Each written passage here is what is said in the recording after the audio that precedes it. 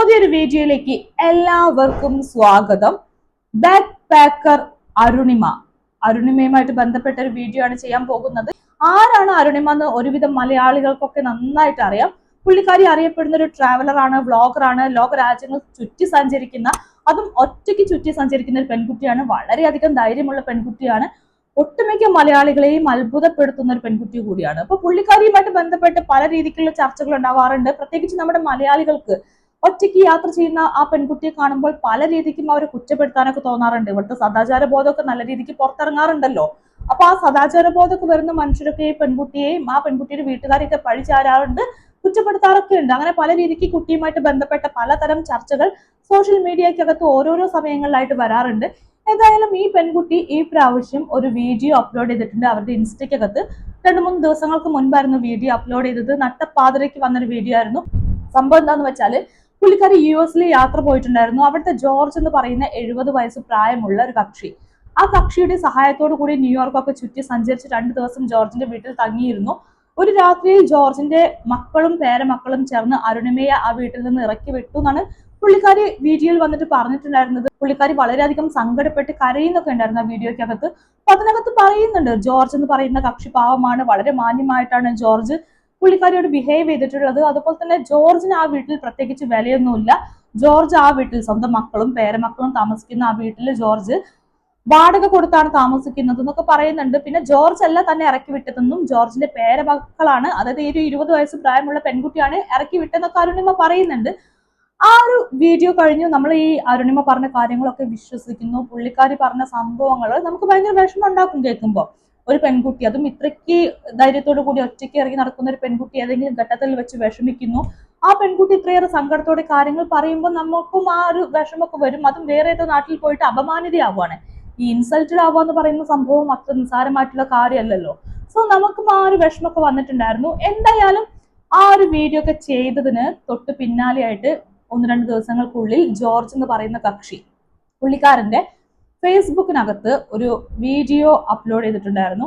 സത്യാവസ്ഥ എന്താണെന്ന് കാണിക്കാനുള്ള ഒരു വീഡിയോ ആയിരുന്നു. അതിനകത്ത് പുള്ളിക്കാരി പറയുന്ന കാര്യം വ്യക്തമാണ്. പുള്ളിക്കാരി, അതായത് ജോർജിന്റെ പേരക്കുട്ടിയായിട്ടുള്ള 20 വയസ്സ് പ്രായമുള്ള പെൺകുട്ടി പറയുന്നത് അരുണിമയോട് ആ രാത്രി ഇറങ്ങി പോവാനല്ല, മറിച്ച് നാളെ നിങ്ങൾ വേറെ എവിടെയെങ്കിലും സ്ഥലം നോക്കണം, മറ്റന്നാൾ ആകുമ്പോഴേക്കും അവിടെ നിന്ന് മാറണം എന്നാണ് ആ പുള്ളിക്കാരി പറയുന്നത്. അപ്പൊ ആ ഒരു വീഡിയോ മൊത്തമായിട്ട് കണ്ടാൽ നമുക്ക് കാര്യം വ്യക്തമാക്കും.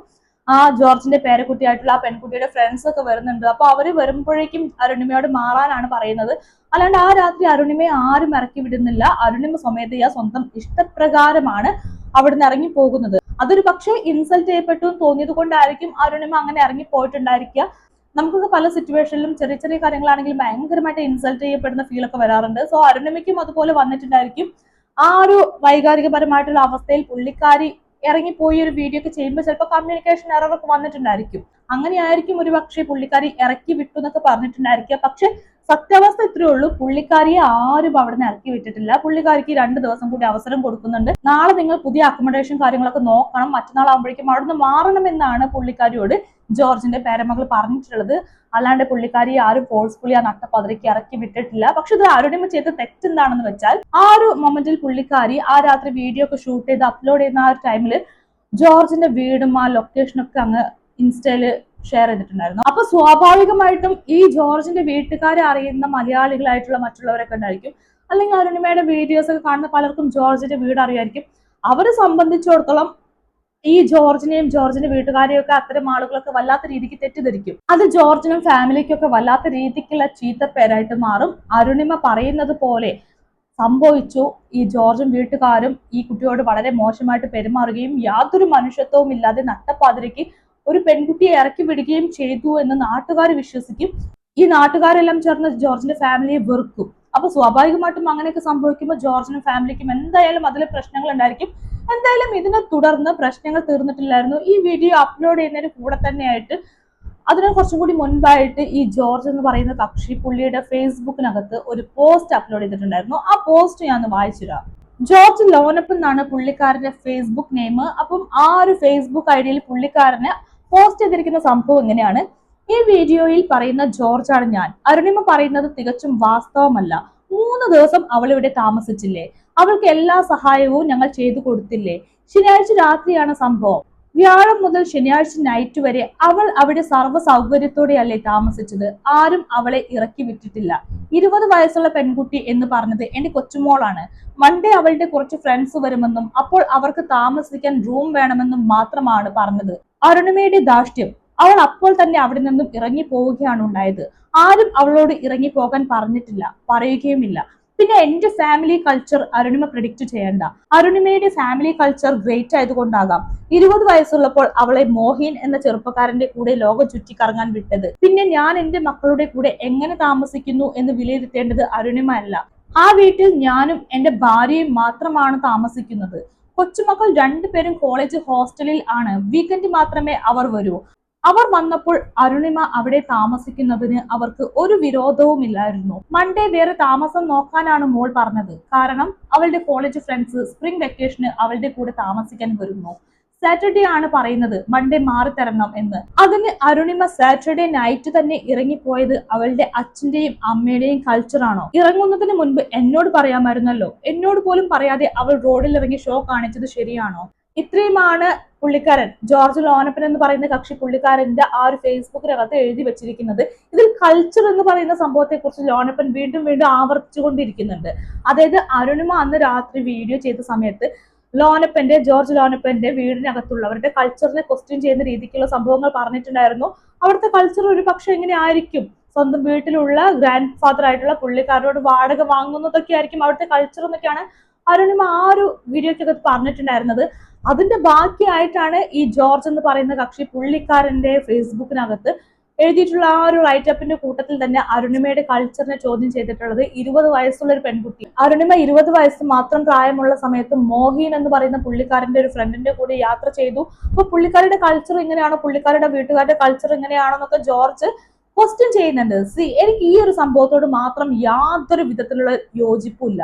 ഒന്ന് ആലോചിക്കണം. അമേരിക്കയിലുള്ള കക്ഷിയാണ് പറയുന്നത് 20 വയസ്സുള്ള പെൺകുട്ടി മറ്റൊരുത്തന്റെ കൂടെ മറ്റൊരു പയ്യന്റെ കൂടെ യാത്ര ചെയ്തതിനെ കൾച്ചറിനെ ചോദ്യം ചെയ്യുന്നത്. അപ്പൊ ആ സദാചാര ബോധം എന്ന് പറയുന്ന സാധനം കേരളത്തിൽ മാത്രമല്ല അങ്ങ് അമേരിക്കയിൽ പോയാലും മലയാളികൾക്ക് ഉണ്ടായിരിക്കുന്നതിന്റെ ഏറ്റവും വലിയ എക്സാമ്പിൾ ആണിത്. അരുണിമയുടെ കൂടെ 2 ദിവസം മൊത്തത്തിൽ ന്യൂയോർക്ക് മൊത്തമായിട്ട് ചുറ്റി സഞ്ചരിച്ച വ്യക്തിയാണ് മോഹിന്. ആ മോഹിൻ തന്നെയാണ് അത്രയും നേരം സഞ്ചരിച്ച ആ മോഹിൻ തന്നെയാണ് ഈ പെൺകുട്ടിയുടെ സംസ്കാരത്തെ അല്ലെങ്കിൽ പെൺകുട്ടിയുടെ സദാചാരത്തെ ക്വസ്റ്റ്യൻ ചെയ്യുന്നത്. അത് മലയാളികൾക്ക് ഒരു കാലത്തും വിട്ടുമാറാത്ത സംഭവമാണെന്ന് എനിക്ക് തോന്നുന്നു. ഒരു പെൺകുട്ടി യാത്ര ചെയ്താൽ, മറ്റൊരു പയ്യന്റെ കൂടെ യാത്ര ചെയ്ത് കഴിഞ്ഞാൽ, സിനിമയ്ക്ക് പോയാൽ, ഇഷ്ടപ്പെട്ട ഇടങ്ങളിൽ പോയി കഴിഞ്ഞാൽ, ഇഷ്ടപ്പെട്ട വസ്ത്രം ധരിച്ചാൽ എല്ലാത്തിനെയും ക്വസ്റ്റ്യൻ ചെയ്തുകൊണ്ടേയിരിക്കും.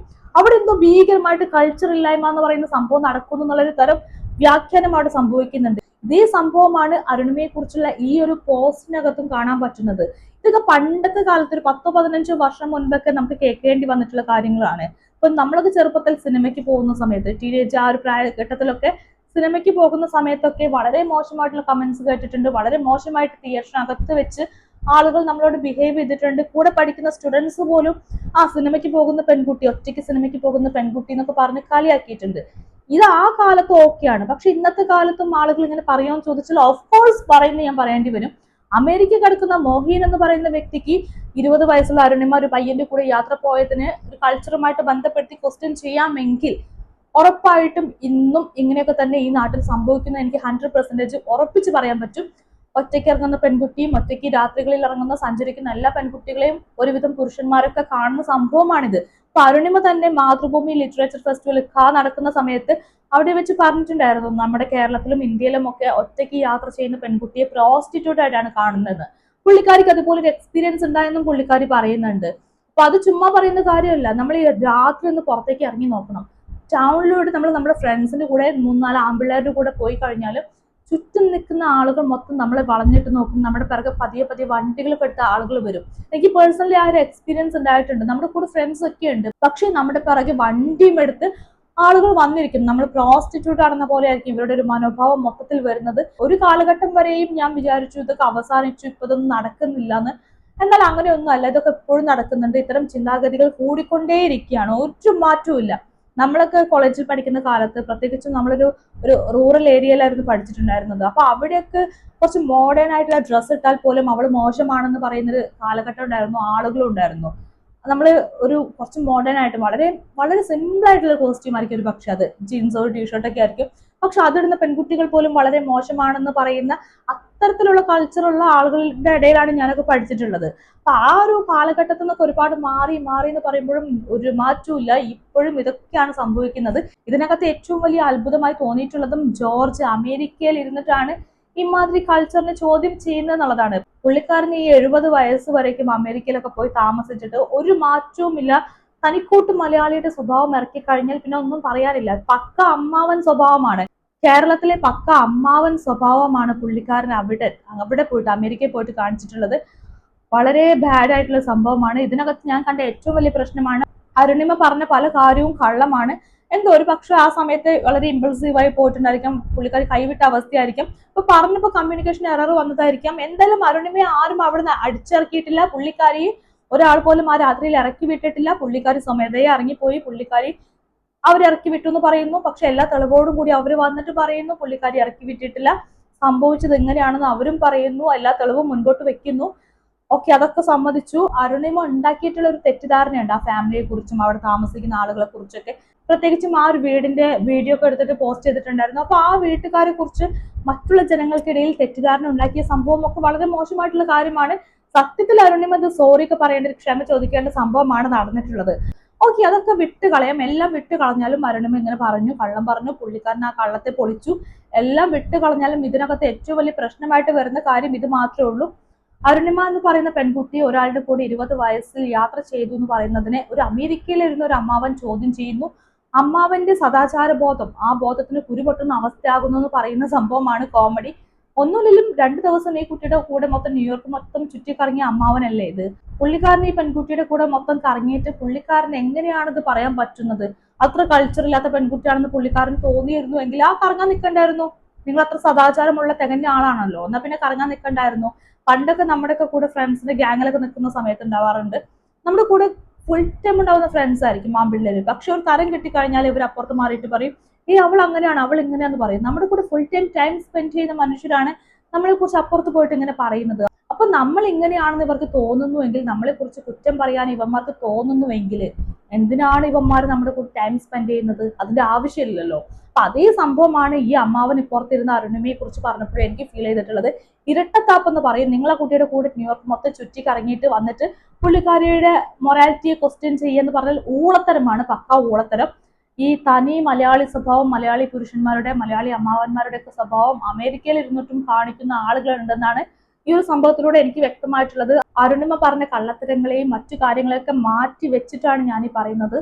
മലയാളി പുരുഷന്മാര് ഏത് രാജ്യത്ത് പോയാലും, ഈവൻ ചന്ദ്രനിൽ പോയി കഴിഞ്ഞാലും ശരി, തനി പുരുഷന്മാരുടെ സ്വഭാവം കാണിച്ചിരിക്കും. ആ മൊറാലിറ്റി മുഴുവൻ കുത്തി നിറച്ചുകൊണ്ടിരിക്കുന്നതിന്റെ ഏറ്റവും വലിയ എക്സാമ്പിൾ ആണ് ജോർജ് ലോനപ്പൻ.